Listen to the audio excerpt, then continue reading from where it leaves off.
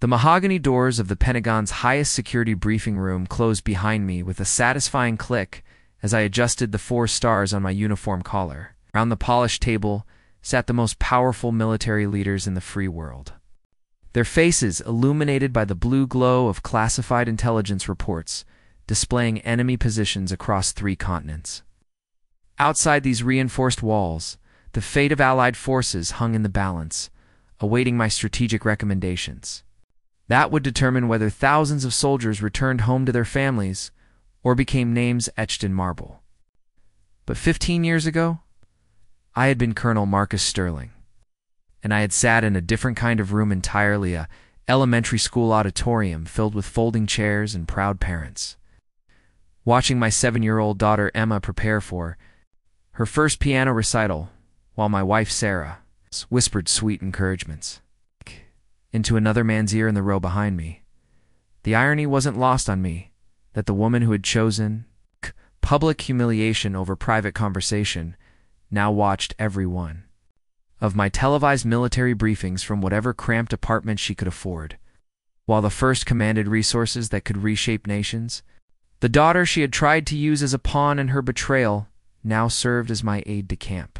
Captain Emma Sterling, her own military decorations earned through merit rather than manipulation, but the path from that devastating evening in Roosevelt Elementary's cafeteria turned concert hall to this climate-controlled, nerve center of American military power hadn't been one of blind rage or impulsive retaliation. It had been 15 years of calculated precision, strategic patience, and the kind of methodical planning that transforms devastating personal betrayal into professional excellence that reshapes the very foundations of power. That night at Emma's recital had started like any other proud parent moment. I had arrived directly from a training exercise at Fort Benning, my dress uniform still crisp despite the 6-hour drive, clutching a bouquet of sunflowers, Emma's favorite, and a small digital camera to capture her debut performance of Far Elise. The Roosevelt Elementary auditorium buzzed with the familiar energy of community gatherings, parents adjusting their phones for optimal recording angles, grandparents claiming the best seats, and children in their finest clothes fidgeting with excitement behind the makeshift backstage curtain Emma had practiced for months, her small fingers working tirelessly across our old upright piano until she could play Beethoven's masterpiece without a single missed note. Sarah had seemed enthusiastic about the recital, helping Emma pick out a navy blue dress with white trim, braiding her hair with the precision of someone who understood the importance of this milestone moment in our daughter's young life. I had secured seats in the 3rd row. It's close enough to catch Emma's eye when she needed encouragement, but far enough back to avoid being a distraction. The program listed her as the 8th performer, giving us time to settle in and watch the other children showcase their musical progress.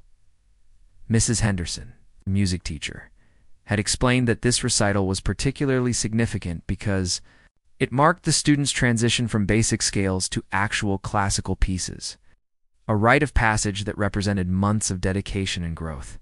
Emma had been nervous all week, practicing her piece until I could hum it in my sleep.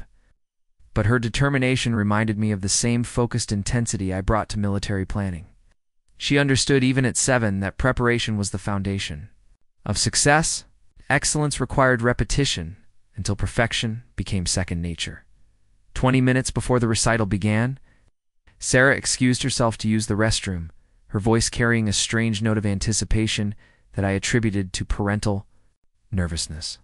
I continued reviewing the program, noting that Emma would be followed by the Morrison twins playing a duet, when I heard familiar laughter from the back of the auditorium.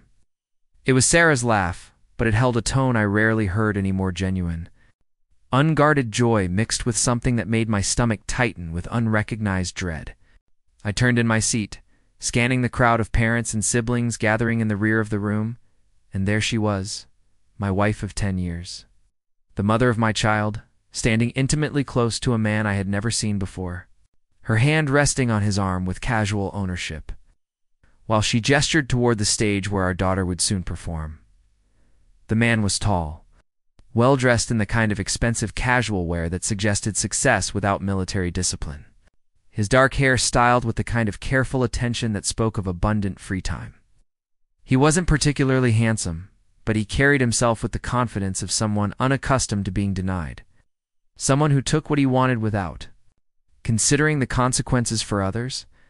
More disturbing was the familiarity between them, the way Sarah tilted her head toward him when he spoke. The subtle synchronization of their movements that indicated months or perhaps years of shared intimacy.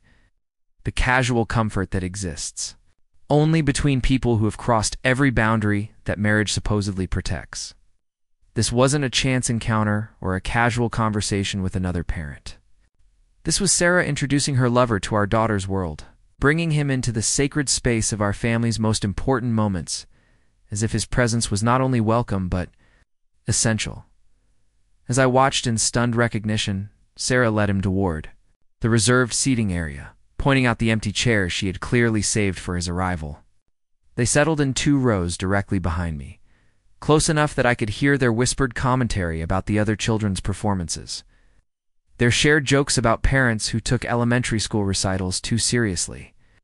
The auditorium continued filling with families, but suddenly I felt completely isolated, surrounded by people celebrating their children's achievements while processing the devastating realization that my marriage, my partnership, my understanding of my own life had been built on elaborate deception.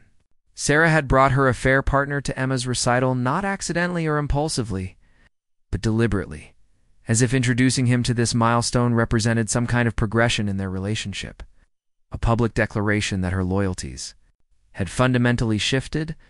The lights dimmed, and Mrs. Henderson approached the small microphone set up beside the upright piano.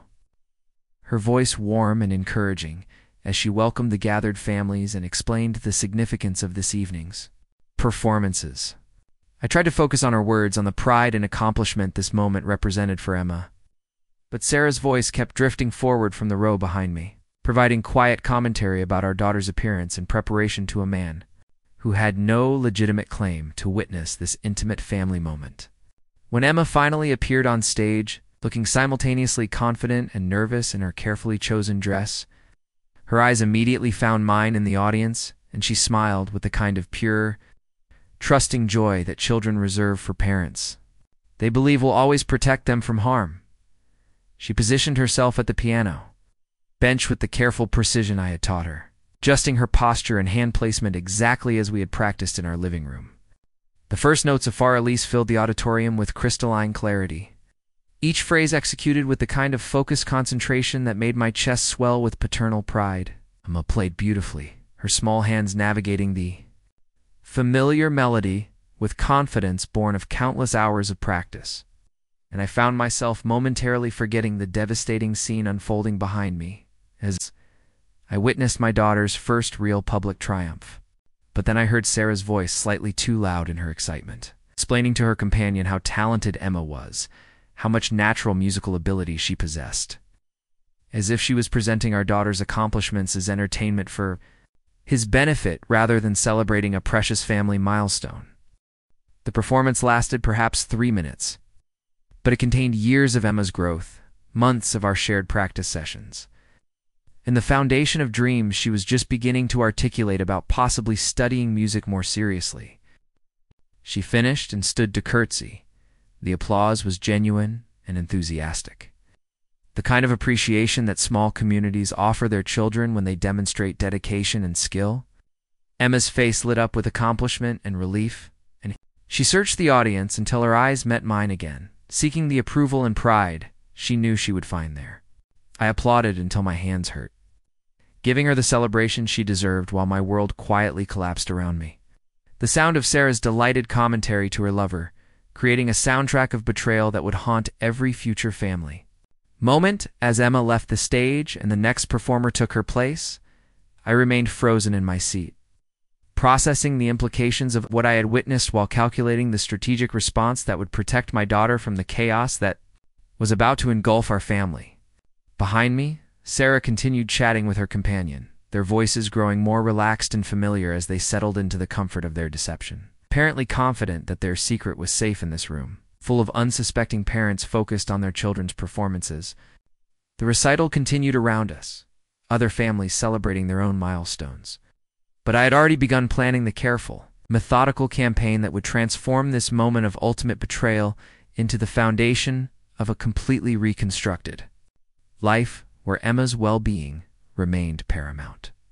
While justice for Sarah's deception unfolded with military precision the weeks following, Emma's recital revealed the intricate architecture of Sarah's deception with devastating clarity. What I had initially interpreted as a moment of reckless indiscretion was actually the culmination of a carefully orchestrated affair that had been reshaping our family's foundation for over 2 years. The man she had brought to our daughters' performance was David Thornfield, a successful real estate developer whose portfolio included luxury condominiums and commercial properties throughout the greater Atlanta metropolitan area. More significantly, it was the same David Thornfield whose construction company had secured 3 major contracts with Fort Benning during my tenure as base operations commander. Contracts I had personally recommended based on competitive bidding, processes that I now realized had been compromised from the beginning. Sarah's betrayal extended far beyond simple marital infidelity into a complex web of professional manipulation that had used my military position to advance her lover's business interests. The timeline, once I began investigating with the same methodical approach I applied to intelligence analysis, revealed a pattern of strategic deception that had been hiding in plain sight. David's initial contact with Sarah had occurred at a military spouse's charity fundraiser, an event she had insisted on attending despite her usual disinterest in base social functions. What I had attributed to newfound community spirit was actually her response to his targeted approach. His recognition that the wife of a senior military officer could provide access to lucrative government contracts that would otherwise require years of relationship building and competitive positioning. Their affair had begun during a period when my deployment schedule kept me away from home for weeks at a time, conducting training exercises that prepared soldiers for overseas operations. Sarah had used my absence not just to develop her relationship with David, but to actively assist him in understanding the intricacies of military procurement processes, sharing information about upcoming contract opportunities and competitor weaknesses that she had gleaned from my unguarded conversations about base operations. The charity work she had suddenly embraced, the community involvement that had seemed like positive personal growth, was actually an elaborate cover for meetings with David that allowed them to coordinate their professional and personal objectives, while maintaining the appearance of legitimate civic engagement. The financial benefits of their collaboration had been carefully hidden through a series of shell companies and investment vehicles that funneled David's gratitude back to Sarah in ways that appeared unconnected to his military contracts. She had opened separate bank accounts, claiming they were for Emma's college fund and our family's long-term savings, but the deposits came directly from David's companies through elaborate consulting arrangements that existed solely to legitimize what was essentially payment for inside information. The educational fund she had praised as evidence of her maternal dedication was actually David's compensation for her assistance in securing millions of dollars in construction contracts, money that legally belonged to Emma but had been earned through betraying the trust and integrity of my military career. Emma had been unwittingly used as both cover and leverage throughout their affair. The increased attention Sarah paid to our daughter's activities, the sudden enthusiasm for school events and extracurricular programs, served the dual purpose of creating opportunities to meet with David while presenting herself as a devoted mother whose community involvement was natural and praiseworthy. Emma's piano lessons, the recital preparation, even her choice of dress for that devastating evening had been coordinated with David's schedule, ensuring he could witness what Sarah presented as the culmination of her successful balancing of motherhood and community engagement. Our daughter had become a prop in their elaborate performance, her genuine accomplishments reduced to talking points in Sarah's seduction of a man who saw her as valuable primarily for her access to military contracts. The most devastating aspect of discovering the full scope of Sarah's betrayal was realizing how thoroughly she had been willing to compromise Emma's future for immediate gratification. The college fund that was supposed to secure our daughter's educational opportunities was built on criminal activity that could have resulted in my court-martial and imprisonment. leaving Emma without either parent capable of providing stability and support. Sarah had gambled our daughter's welfare on the assumption that her deception would never be discovered, that she could continue manipulating both her marriage and her affair indefinitely while extracting maximum benefit from each relationship. Without consequence or accountability, the discovery of Sarah's comprehensive betrayal demanded a response that matched the scope of her deception. But years of military strategic planning had taught me that effective counter-operations required patience, precision, and overwhelming preparation rather than immediate emotional reactions. My first priority was protecting Emma from the inevitable fallout while simultaneously documenting every aspect of Sarah's criminal activity with the kind of meticulous evidence gathering that would withstand both military and civilian legal scrutiny. I began maintaining detailed logs of Sarah's movements, photographing documents she carelessly left accessible, and recording conversations where she unknowingly revealed additional details about her coordination with David's business operations. The transformation I needed to undergo went far beyond simply exposing Sarah's affair.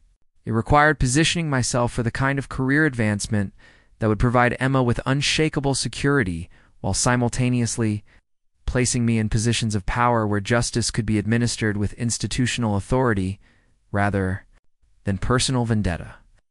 I requested assignment to the Pentagon Strategic Planning Division, posting that would remove me from Fort Benning's compromised procurement environment while providing access to the highest levels of military decision-making. The application process was grueling, requiring comprehensive background investigations and endorsements from superior officers, but my operational record and analytical capabilities made me a strong candidate for advancement into the military's intellectual elite. Simultaneously, I began pursuing advanced education that would complement my field experience with academic credentials that opened doors to policy-making positions.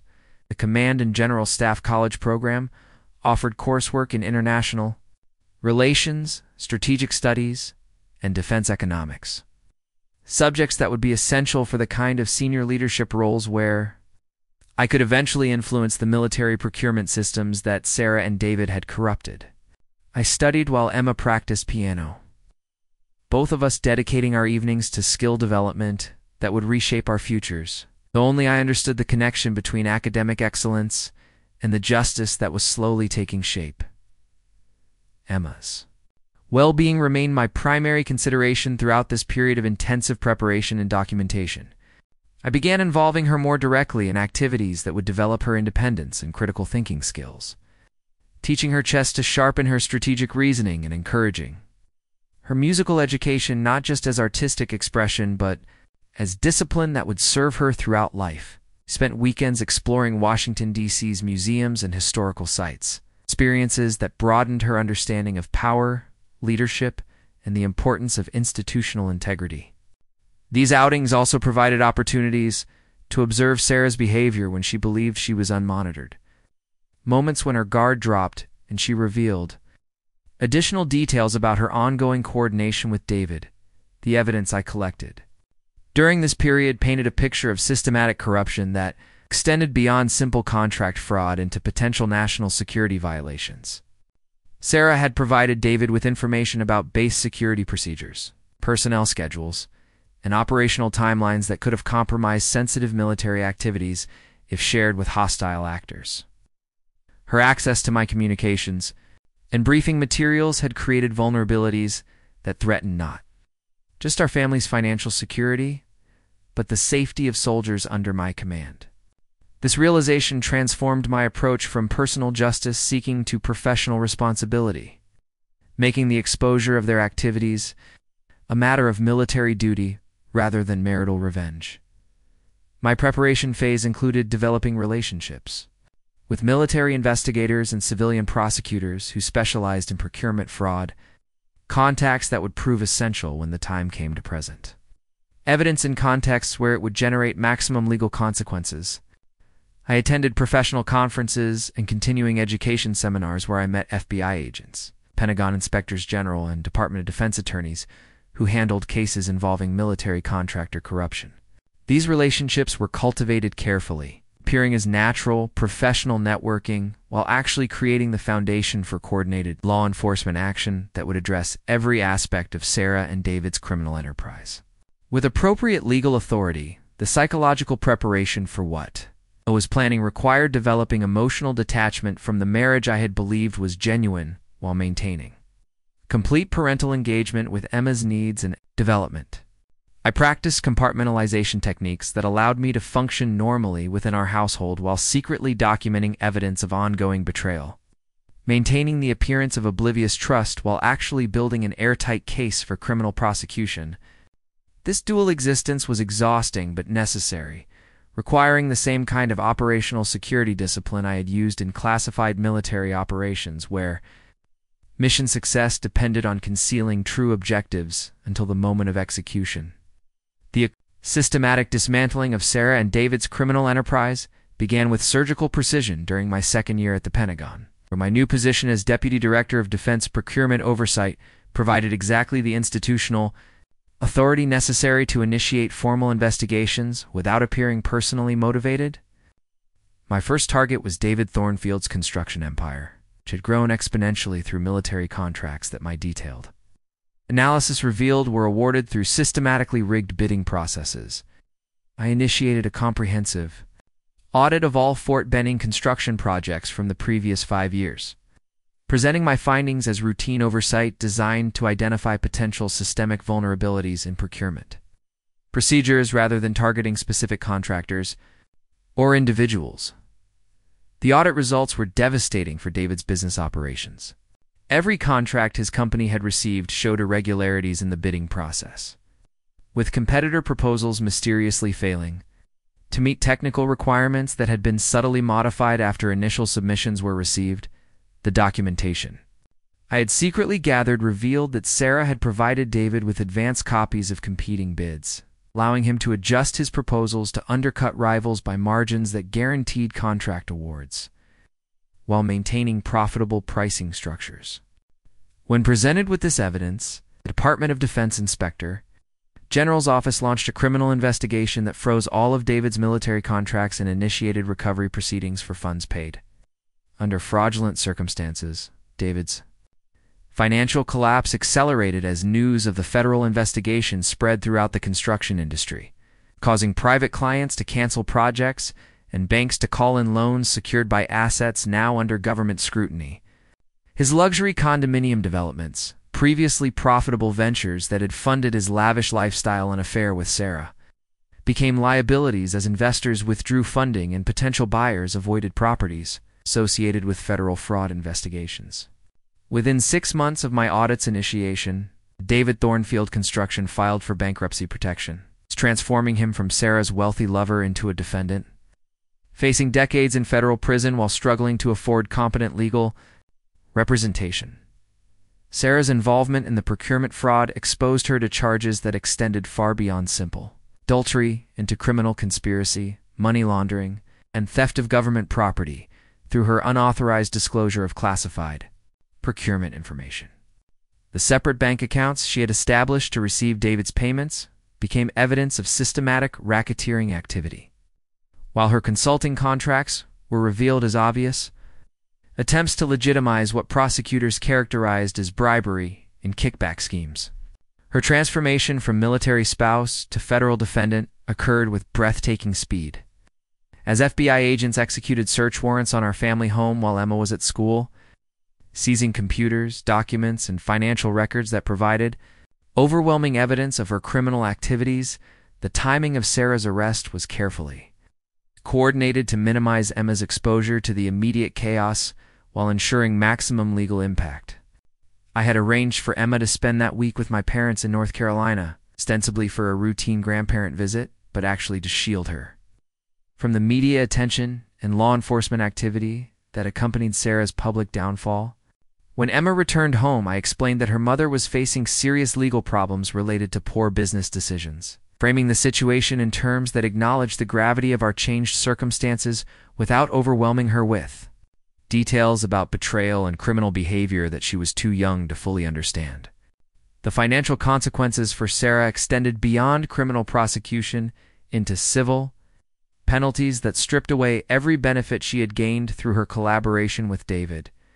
The Internal Revenue Service initiated tax fraud proceedings based on unreported income from her consulting arrangements, while the Department of Defense pursued civil recovery actions to reclaim the full value of fraudulently awarded contracts, plus penalties and interest. Her college fund deposits, originally intended for Emma's future education, were seized as proceeds of criminal activity, though I'd already established legitimate educational savings accounts that would provide our daughter with far greater opportunities than Sarah's ill-gotten gains could have offered. Media coverage of the procurement fraud scandal elevated my profile within military leadership circles as the whistleblowing colonel who had exposed systematic corruption within defense contracting processes. My methodical investigation and comprehensive documentation were praised as exemplary examples of military integrity and professional excellence, earning commendations that accelerated my promotion timeline while establishing my reputation as an officer whose commitment to institutional honor transcended personal relationships. The same analytical skills that had exposed Sarah's betrayal now positioned me for advancement into the Pentagon's senior leadership, where policy-making authority would provide opportunities to implement systemic reforms that prevented future procurement fraud while serving as platforms for continued career advancement. The revelation that transformed everything I thought I understood about my marriage and Emma's parentage arrived through an encrypted message from military intelligence, delivered to my Pentagon office on a Thursday morning that had begun like any other day of strategic planning meetings and classified briefings. The message, marked with the highest security classifications, contained DNA analysis results that I had never requested, accompanied by a cover letter explaining that routine background investigations for my recent promotion to Brigadier General had uncovered discrepancies in Emma's medical records that demanded immediate clarification and personal notification before proceeding with my security clearance renewal. Emma was not my biological daughter. The child I had raised, protected, and loved unconditionally for over a decade was genetically unrelated to me, the product of Sarah's relationship with another man entirely not David Thornfield, but someone from even earlier in her pattern of systematic deception and manipulation. The medical records that had triggered this investigation showed blood type incompatibilities that made biological paternity impossible, discrepancies that had been overlooked during routine pediatric care but became apparent when military investigators conducted comprehensive background checks required for senior leadership positions involving access to the nation's most sensitive defense information. The identity of Emma's biological father was revealed through additional DNA analysis that military intelligence had conducted, using samples from individuals with access to classified military installations during the relevant time frame. Emma's father was Colonel James Patterson, my former commanding officer at Fort Stewart and the man who had written my initial recommendation letters for advancement to senior leadership positions.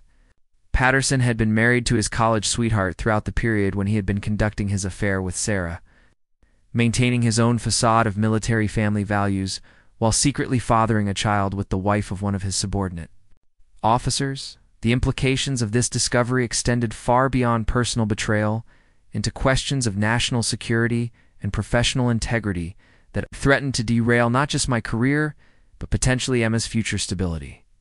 Patterson had used his position of authority to manipulate both Sarah and me, gaining access to sensitive information about base operations while simultaneously compromising the trust relationships essential for effective military command.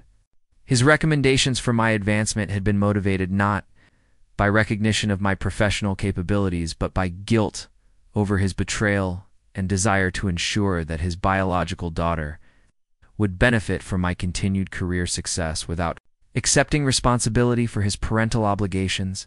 Sarah's deception had been even more comprehensive than I had realized, involving not just financial fraud and adultery, but systematic manipulation of multiple military relationships over years of calculated behavior designed to maximize her personal benefits while avoiding accountability for any of her choices. She had used my love for Emma as leverage to maintain our marriage while conducting affairs with both my commanding officer and civilian contractors. creating a network of compromised relationships that provided her with financial security, emotional satisfaction, and protective cover for criminal activity that threatened national security interests. The investigation revealed that Patterson had been aware of the procurement fraud involving David Thornfield, but had chosen not to report it because exposure would have led to scrutiny of his own relationship with Sarah and potential discovery of Emma's parentage. His silence had enabled criminal activity that cost taxpayers millions of dollars while compromising military procurement processes, making him complicit in federal crimes that could result in court-martial proceedings and criminal prosecution. The web of corruption, adultery, cover-up that had shaped my family's life for over a decade was finally exposed in its full complexity, revealing layers of betrayal that extended throughout the military chain of command. Emma's reaction to learning about her true parentage was handled with the same careful planning I had applied to every other aspect of this situation. Though her response demonstrated emotional maturity and analytical thinking that surpassed my expectations, rather than feeling betrayed or confused about her identity, she expressed relief at finally understanding why she had always felt different from me in subtle ways, while affirming that our relationship was based on choice and commitment rather than genetic accident. Her decision to legally change her surname to Sterling and request adoption, its paperwork that would formalize our father-daughter relationship, provided closure that strengthened our bond while severing any remaining connections to the biological father who had abandoned his responsibilities before she was even born. The revelation also explained why my own advancement through military ranks had proceeded more smoothly than statistical probability would have predicted. As Patterson had used his influence to ensure that his biological daughter's adoptive father received opportunities and assignments that would provide Emma with maximum security and educational advantages, my success had been partially orchestrated by a man seeking to assuage his guilt over abandoning his child, adding another layer of complexity to accomplishments I had attributed entirely to personal merit and professional excellence. The transformation from that devastating evening at Roosevelt Elementary to my current position as chairman of the Joint Chiefs of Staff represented more than personal vindication. It became the foundation for systemic reforms that protected military families from the kind of corruption and betrayal that had nearly destroyed Emma's childhood and my career. The legislation I championed, known as the Military Family Protection Act, established comprehensive oversight mechanisms for defense procurement while creating support systems for service members, children who became victims of fraud or abandonment by family members involved in criminal activities affecting national security. Emma's journey paralleled my own ascent through military leadership, though her path led toward diplomatic service rather than continued military advancement.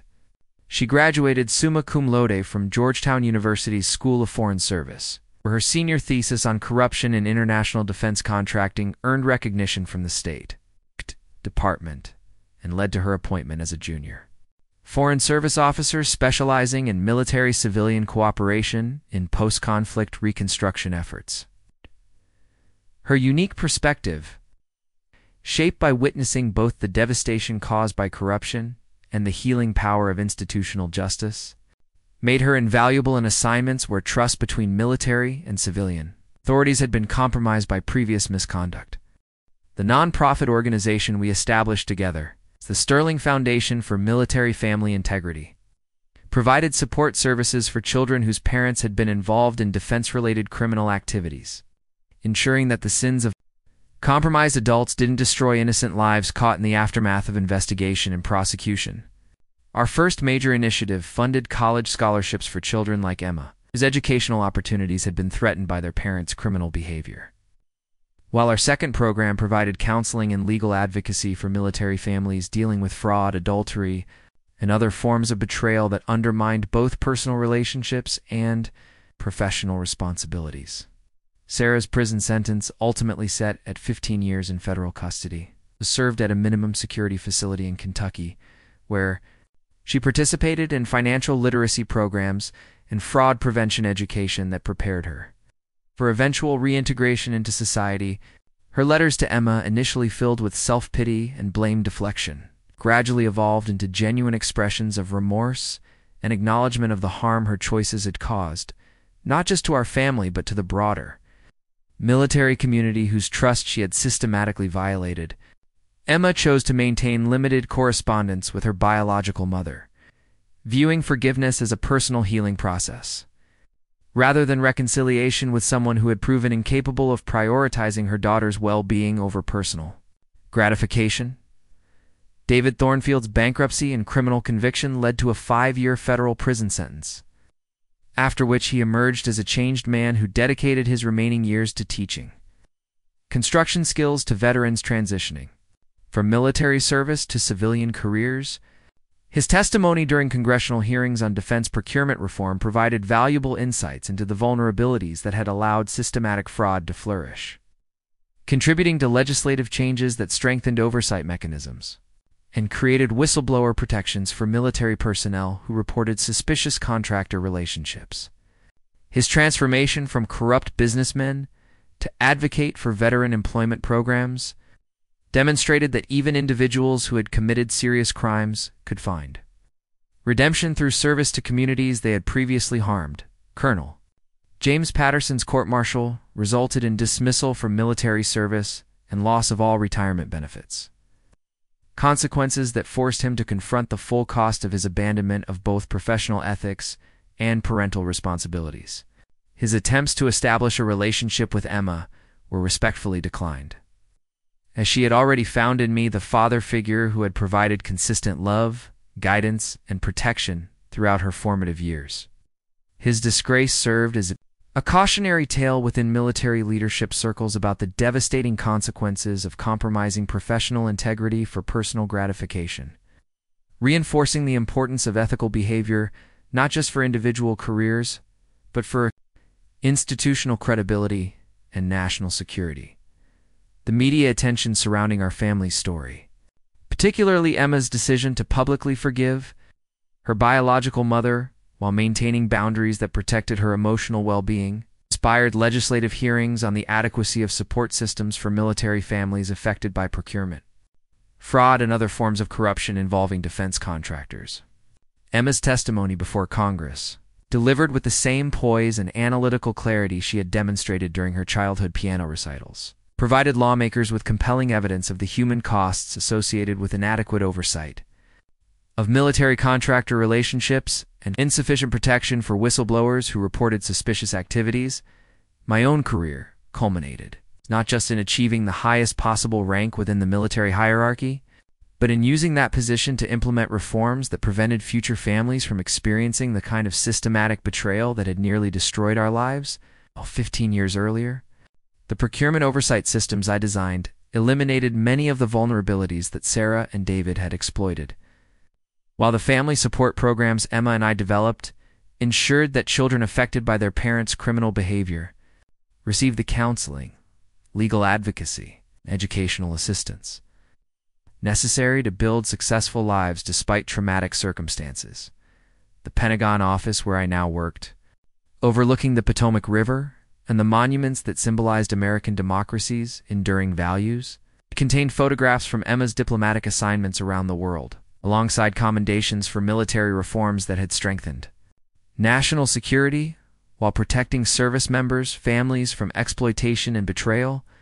The contrast between this position of institutional authority and that helpless evening in Roosevelt Elementary's auditorium served as a daily reminder that systematic preparation, ethical leadership, and unwavering commitment to justice could transform even the most devastating personal betrayals into opportunities for positive change that benefited communities far beyond individual circumstances.